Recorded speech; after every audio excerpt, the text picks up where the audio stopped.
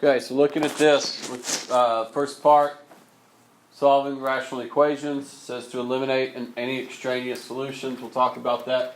Value that results in the denominator equaling 0. That is the restricted value.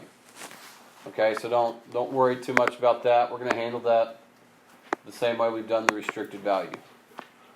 Okay, so looking at A, and again, make sure you know when to cross multiply. I've had some people that whenever we did I don't know if it was this class or not, but whenever we would add, we're trying to add two fractions, two rational expressions, they would tell me to cross multiply that.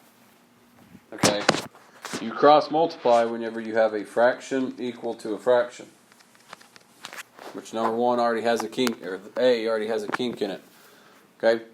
If I've got a fraction equal to a whole number, how can I make that whole number a fraction? Put it over 1. Alright? Now first, somebody tell me what the restricted value on this one would be. 31.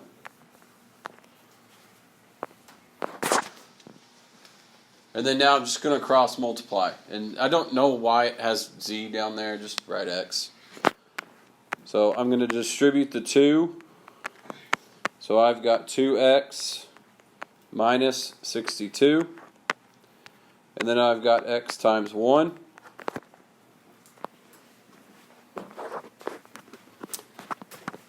After that, I'll subtract 2x from both sides to get negative 62 equals negative x.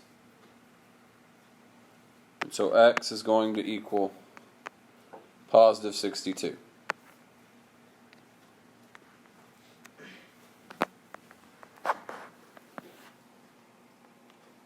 Okay, now look at this real quick, and one thing I want to explain.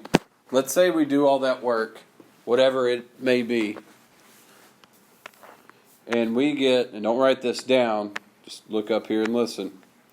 If we get x equals 31, then what's my answer? Well, but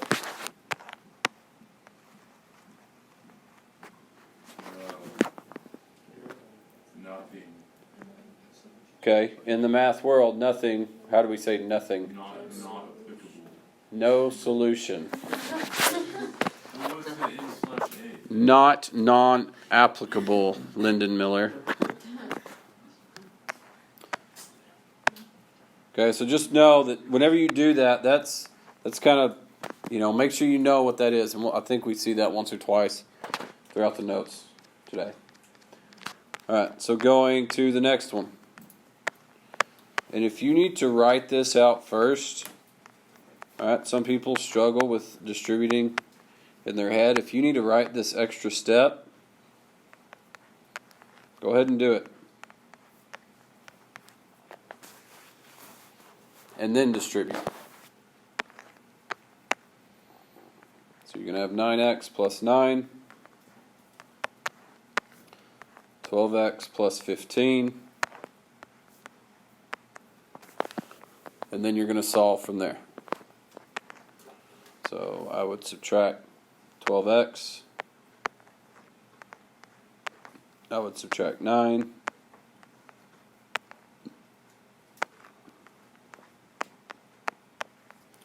x equals negative 2. And Alex, on this problem, what would my restricted values be? -5. Nope. What restricted value is that one going to give me? -1. Okay. And the other one is going to be -5 over 4. Because you would have to subtract 5 and then you would divide by 4. Alright, last one before I let you try these. So, and I'm going to talk about, a little bit later, I'm going to talk about a problem that's similar to this. Because we're in this section, we're going to go ahead and do it the way we've been doing it. So, before we actually get into it, what would my restricted value be? Okay, so I've got -2, and then what is -4/2? No, it's -2. Okay, so I don't have to write it twice. So now I'm going to multiply these. Okay, so I'm going to distribute the 3. So I've got 6x plus 12. And then I'm going to multiply these two binomials. If you have to go off to the side and write this and do FOIL, that's fine. Okay? But I'm going to tell you how I process these in my head. If it's just x, so that means there's no coefficient in front of it. There's no, nothing like this. Okay? I'm going to write this as x squared. Okay, what is -3 plus 2? -1. So I've got -1x. What's -3 times 2? Okay. So if I was to do FOIL and multiply all that out, that's what that's going to give me. So now I've got to solve this. So what do I need to do? Do what? How am I going to solve this? Okay, so I need to factor it. So for me to factor this, what do I need to do?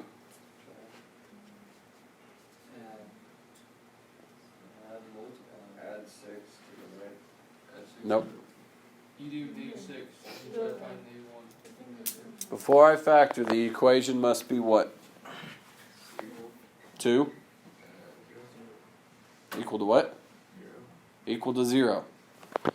Okay, so I'm going to move everything I've got over here. Okay, I've got to have it set equal to 0. So I've still got my x squared. I'm going to subtract 6x. -x minus 6x is -7x. -6 minus 12 is -18. What factors of -18 add up to -7?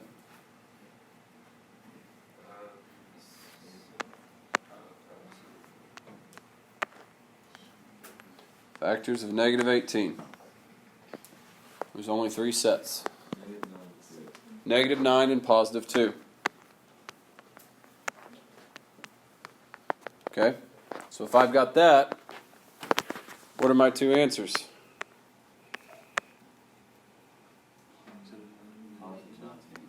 Okay, +9 and -2. Can I count both of those answers? No, you can't. Which one can I not have? -2. Why? Because it's the restricted value. Okay, so the answer to this is just x equals 9. Now, look at this. Because I had this question, this whole conversation last class. These 3 problems. This one I set equal to 0. These 2 I did not set equal to 0. Why is that? Because they didn't have x squared. Okay, it didn't have x squared. Essentially, okay? If it's x squared, that right there tells you, okay, I got to factor. Before I factor, I got to set it equal to 0. If you don't have an x squared, you're just solving a linear equation. Okay, you don't have to go through that whole process. Okay, you got that, Liv? Fabulous. Can you repeat why you didn't use? So next, what I want you to do is I want you to attempt D, E, and F. If you have questions, make sure that you raise your hand, let me know. Okay, and then I'll slowly be putting the answers up there on the board.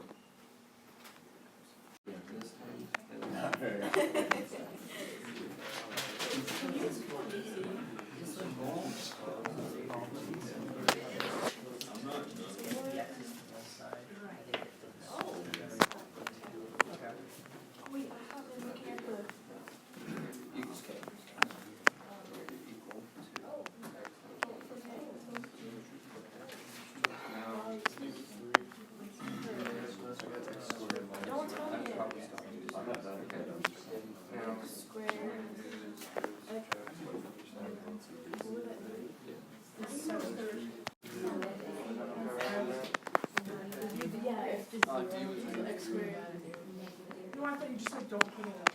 X squared by Minus one. Those ones are funny. Coach, why don't you add 3 to each side? That's like second grade math. Yeah, it's zero. One time if there Coach, Because you would only have one.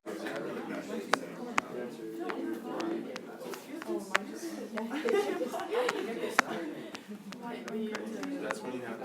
but it equal to zero. Thing right here, also not.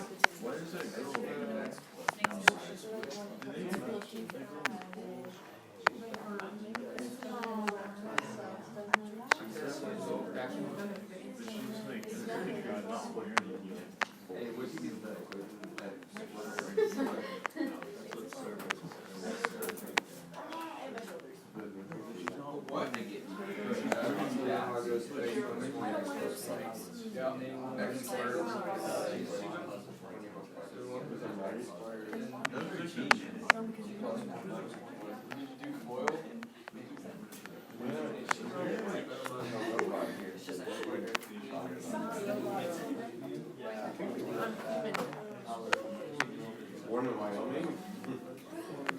Wait. Oh, I did do that right. I was just thinking. Yeah, Why it's did just I X do squared. that? All that stuff cancels out.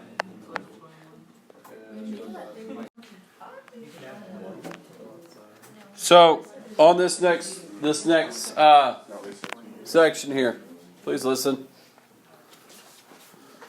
So this kind of walks you through steps that you could do it. I'm going to show you a little bit different way than the way this is going to set up.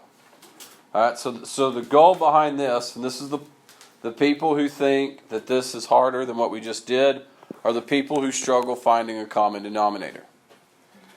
All right, because what we're going to do is we're going to find a common denominator for all three fractions, and as weird as this sounds, we're going to find it so that we can eliminate it, so that we don't have to deal with it. Okay, because if your denominators are all the same, all you have to look at is the numerator.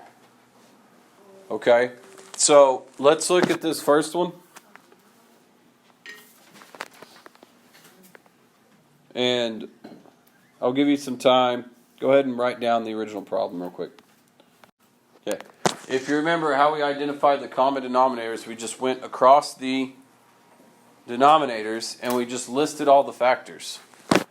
So that's the same. So what's the first thing we come across? X plus 1.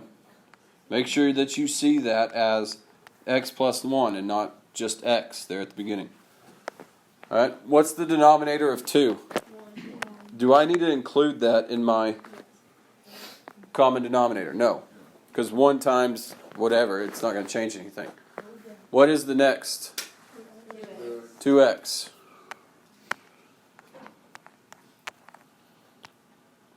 And give me just a second so I can zoom in so y'all can see the work a little bit better.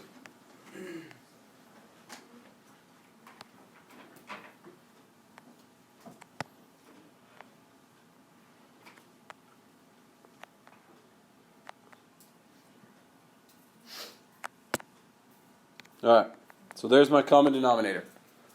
X plus 1 times 2x, which normally you'll see it as the 2x's in the front. But, so now I'm going to go across all three fractions, all three terms in the equation, and I'm going to ask myself the same question that we did last class. So, what's the denominator in the first fraction missing? 2x. So I'm going to multiply the numerator and the denominator by 2x. Equals. What is the denominator of that missing? X plus 1. All of it. Okay, so I'm going to have 2 over, and then I'm going to have my common denominator, 2x times x plus 1. And then I'm going to need to multiply the top by 2x times x plus 1. Minus, what is my last fraction missing? X plus 1.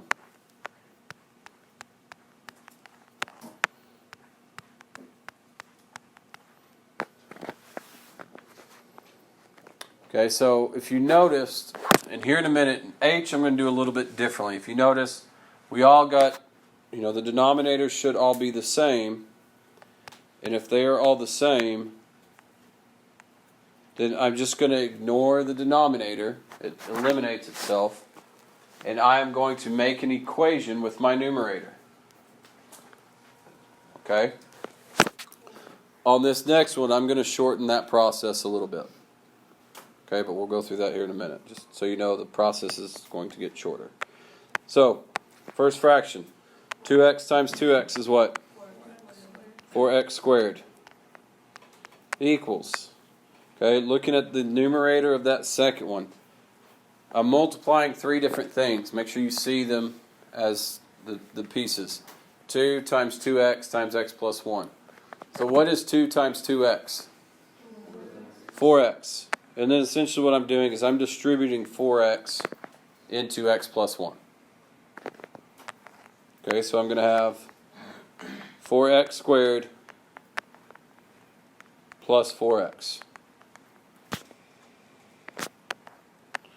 You've got to be careful on this next step because it is minus 5 times x plus 1. So you're not going to distribute a positive 5, you're going to distribute a negative 5. So you'll end up with negative 5x minus 5. So sometimes it might be a little tricky in setting it up as an equation with your numerators. But now once it's here, sorry, that should be negative 5x minus 5. Once it's here, it's pretty simple. Okay, am I going to have to factor this? No. Why not? The 4x's or 4x squareds are going to cancel. So now I don't have an x squared, so now I don't have to worry about it. Then I've got 4x minus 5x, which is negative x. I have the minus 5 at the end. I add I add x, and x equals 5. Do we do anything with the common denominator now, or do we just? Nope. Okay, so looking at H, what is my common denominator going to be? X plus 2. Okay, make sure that you have the 6 in there. 6 times x plus 2. So now I'm going to go through here and I'm going to compare, backtrack. What is my restricted value on this problem? Negative 2. Okay. So now what I'm going to go through is I'm going to compare one fraction at a time, so one by one. I'm going to compare the denominator to the common denominator that I've identified. Again, I'm going to ask what it's missing. Whatever it's missing, I'm just going to multiply it to the numerator without writing the denominator. Okay? So this first denominator is x plus 2. What is it missing? The 6. So I'm going to multiply the numerator by 6. Next, I've got the addition problem there. What is the second denominator missing? X plus 2. So I'm going to multiply the numerator by x plus 2. What is the last fraction missing? 6. So I'm going to multiply 13 times 6. Over on G. We just did that whole part of the numerator without actually having to write the denominator part. It's going to save you some legwork. It's going to keep it nice and clean. Okay, cleaner. And now I just solve. So I distribute my 6 to get 12x plus 6. Distribute my x to get x squared plus 2x. And then 13 times 6 is going to give me 78. Am I going to have to factor this? Yes. To factor it, the equation must be what? Equal to 0. So I'm going to subtract the 70. I'm going to combine all like terms and subtract the 78 over for this next step here. So I've got x squared. 12x plus 2x is going to be 14x. 6 minus 78 is going to be negative 72. And so now I need to know what factors of negative 72 add up to positive 14.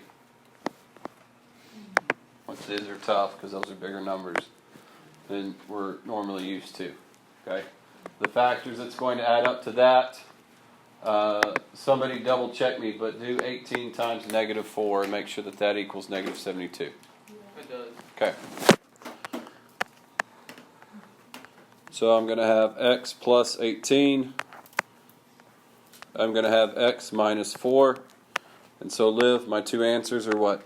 Negative 18 and positive 4. Okay, are both of those answers good? Yes.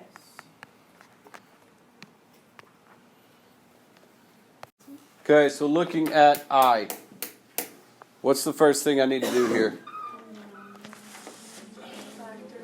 First thing I need to do is to factor. Okay? So I'm still going to have my x over x plus 2 plus what factors of 6 add up to 5? 2 and 3.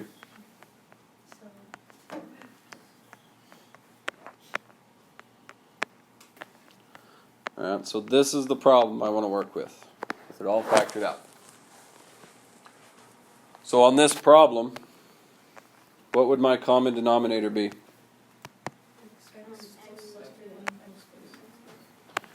X plus 2 times x plus 3.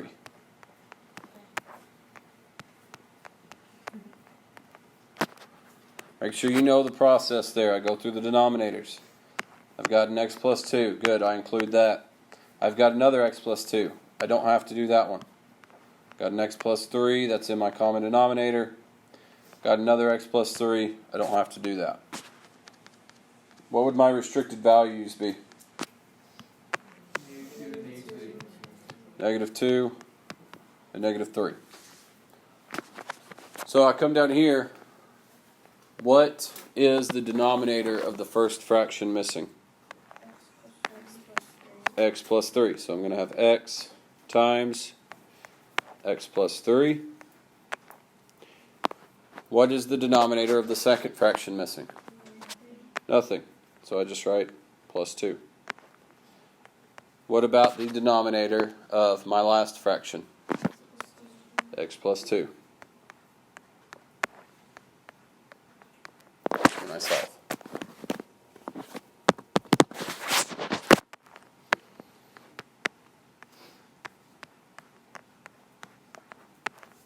So I can distribute the x. I've got just plus 2 right there. And then 5x plus 10. Am I going to have to factor this? So first I have to move it. Yep, set it to 0. So I'm going to subtract 5x, which is going to give me x squared minus 2x. I'm going to subtract the 10, which is going to give me negative 8. What factors of negative 8 add up to negative 2?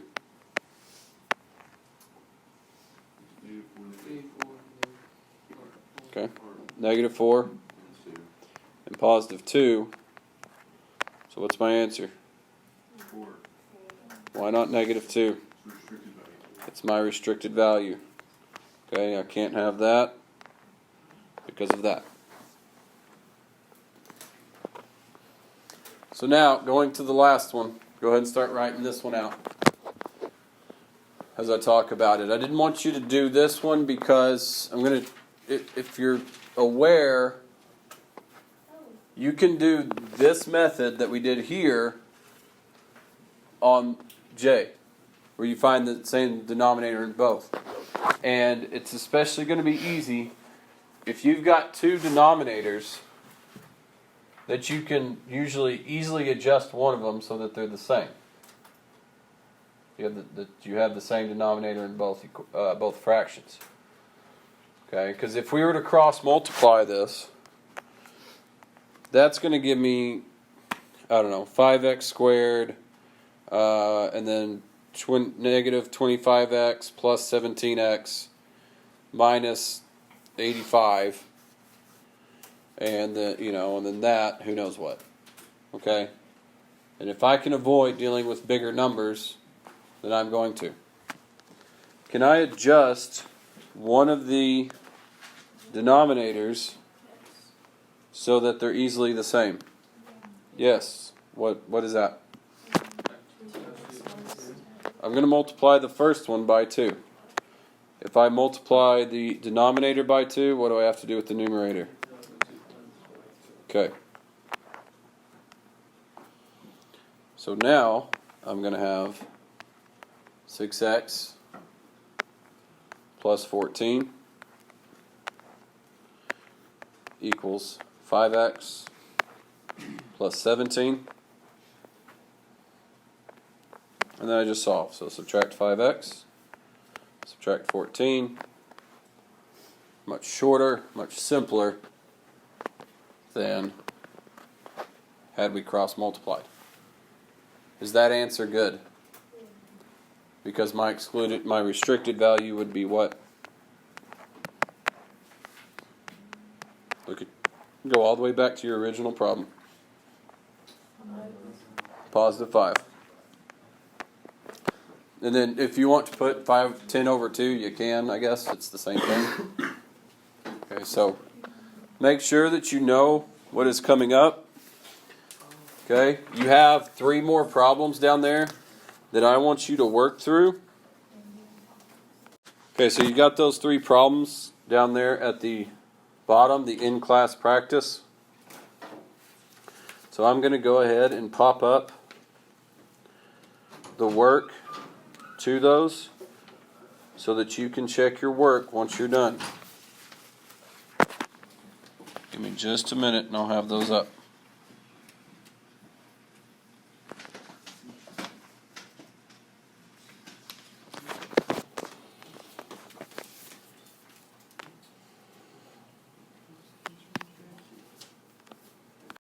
So there are all the answers to those 3 problems.